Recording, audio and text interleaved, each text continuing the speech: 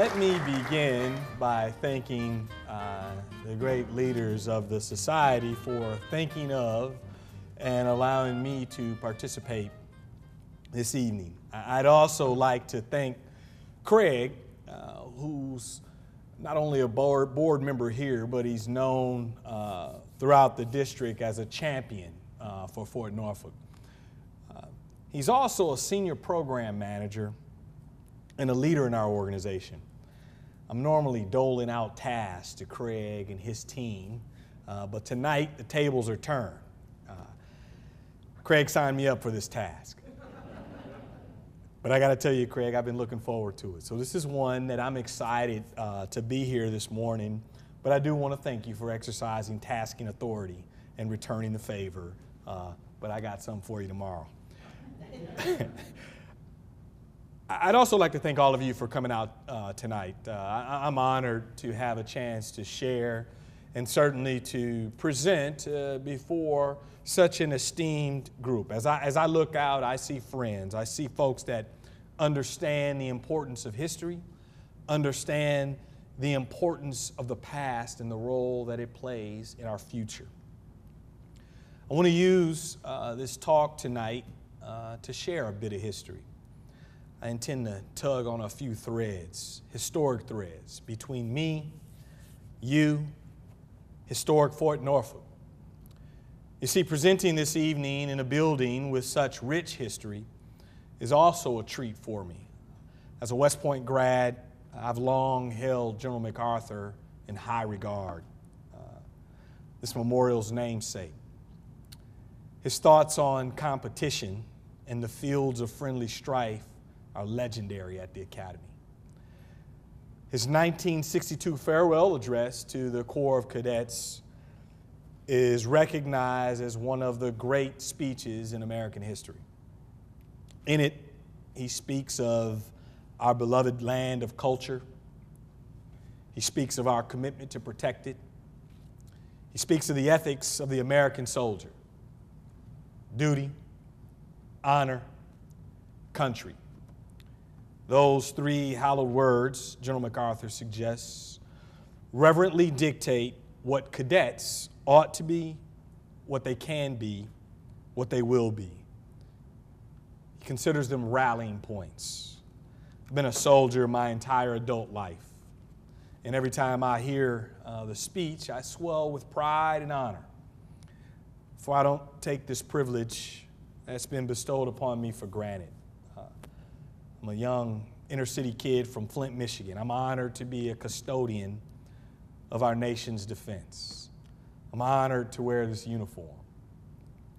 You see, I departed Flint 2 weeks after completing high school and began to fashion myself a soldier at the United States Military Academy at West Point. Following my 4-year trek, a journey filled with ups, downs, highs, lows, wins, and losses, I was christened an officer and a gentleman. I was commissioned an engineer officer. And for the last 20-plus years, I've been deployed to sites throughout this country and around the world. I've commanded at every level, from platoon to brigade. But upon achieving the rank of colonel, my command assignment brought me here to Norfolk, Virginia, and the Norfolk District. And it's in this capacity that I'm honored to be not only the district commander, but as Craig said, I'm also the commandant of Fort Norfolk. It's unofficial, but I'm proud nonetheless. For many years, I've tried to take a long, slow endurance run on Sunday mornings. And over the years, slow has become slower. and I imagine in due time, it will become a walk. Not long after we relocated here from Northern Virginia, during one of my runs, I happened upon the West Point Cemetery. And as I moseyed along Princess Anne, I thought to myself, why is there a West Point Cemetery in Norfolk, Virginia? So I had to check it out. And so upon completion of my run, I got back to my house and I typed it into the Google machine and I got some data. Not quite as satisfying, so I'm roaming and combing through what I got. But shortly thereafter, there was an article published in the Pilot. And what I thought would be the first connection to my new duties, the first thread, turned out to be not connected at all. You see, the West Point Cemetery has no connection to my former home on the Hudson. The cemetery is so named because it is a western point of land that is contiguous to the Elmwood Cemetery. This was established in 1873 for the interment of black veterans of the Civil War. But upon entering the cemetery, you can't help but notice the large obelisk with a statue on top. The obelisk is a monument to honor black soldiers and sailors from all wars. The statue is of William Kearny. William Kearny escaped and shed the chains of slavery from right here in Norfolk. He eventually joined the 54th Massachusetts and fought in the Civil War. He's widely recognized as the first African American to receive the Medal of Honor. So, I'll admit the West Point thread didn't work. But I'm claiming a cultural connection to William Kearny and a thread to the U.S. Army. The most central figure, however, connecting the threads of Fort Norfolk and me and the U.S. Army is Colonel and later Brevet Brigadier General Walker Keith Armstead. Armstead was an engineer officer and the third graduate from West Point. He was brilliant and would later become the 8th Chief of Engineers.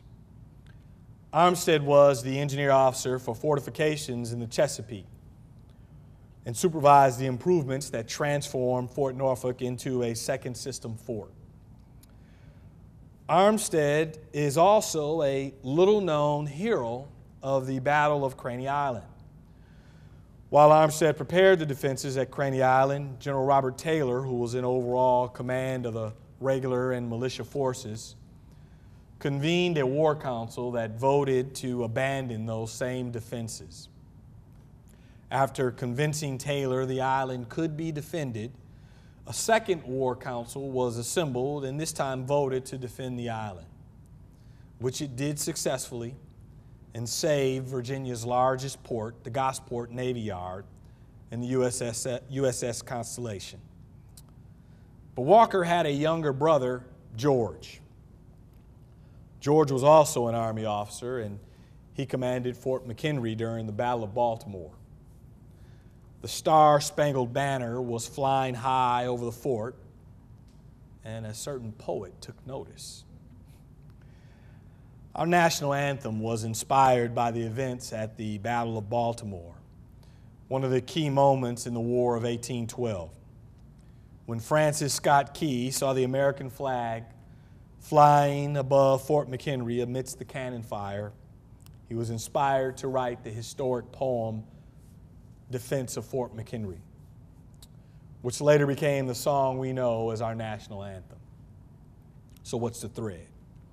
We have a fellow engineer officer who also attended West Point, that built much of Fort Norfolk, whose brother was the commanding officer of one of the most famous battles in U.S. history. But we're not done with Walker Armstead yet. There's more. Walker had a son, Lewis. Lewis also attended the U.S. Military Academy at West Point, but I must admit he didn't complete the journey. There exists debate as to whether academic challenges or the instance when he broke a plate over Jubal Early's head resulted in his subsequent resignation. I don't know.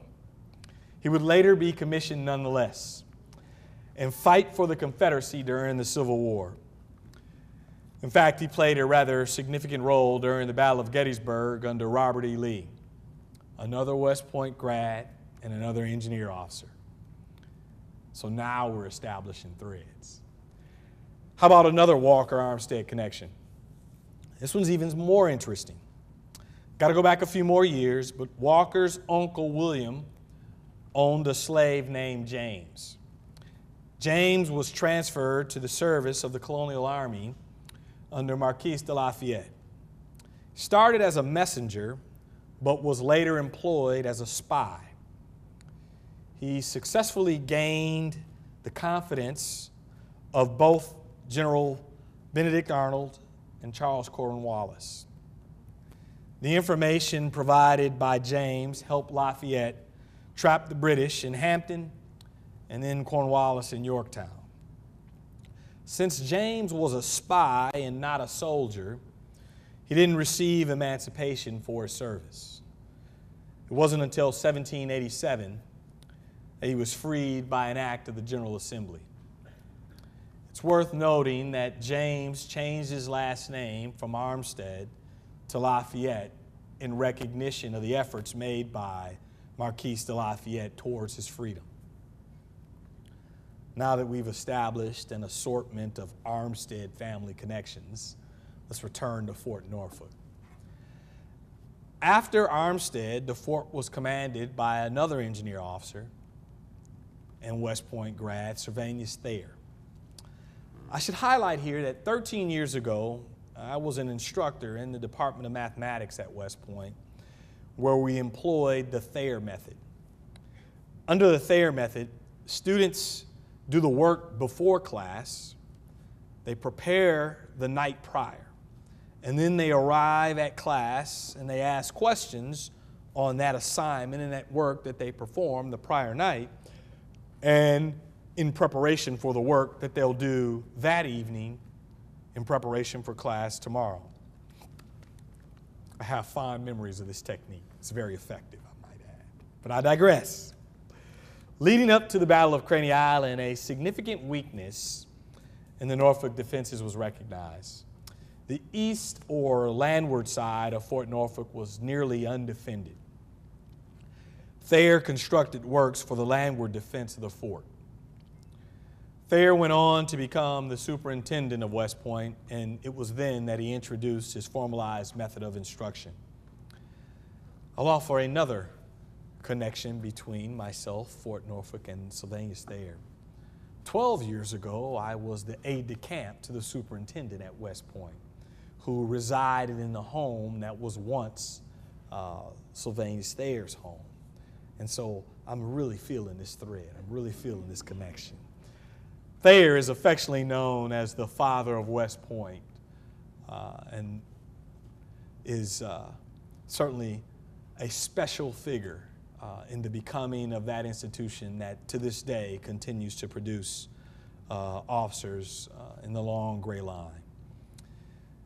The Battle of Craney Island provides our final thread of the evening. Captain Peter Blow was an officer in the Virginia militia and served in the battle. Blow had a slave named Sam. The Blow family and their slaves moved west to Alabama and then Missouri. When Blow died, Sam was sold to an army surgeon named John Emerson. And after Emerson died, sold to John Sanford. For those that haven't picked up on this storyline or aren't familiar with these names, while in Alabama, Sam changed his name to Dred Scott. Scott is known for unsuccessfully suing for his freedom and that of his wife and their two daughters in the Dred Scott v. Sanford case of 1857. Okay, so there you have it. Some of the many threads that comprise the fabric of Fort Norfolk. I'm confident that there's more. This story is far from complete. In fact, over the past few years, work by folks like Chris and Steve have added new threads that I'm sure will continue to be built upon. There's much to be discovered and rediscovered. I'm really looking forward to it. Before tonight's presentation, I had a chance to discuss getting my hands on some photos that will further the story that we attempt to tell from our duties, our work at Fort Norfolk I'm honored to be a part of it. I'm curious and look forward to hearing about the unearthing of these new findings. I'm confident that we'll be able to establish many more new threads. Thank you for your attention this evening, and really appreciate the opportunity to share.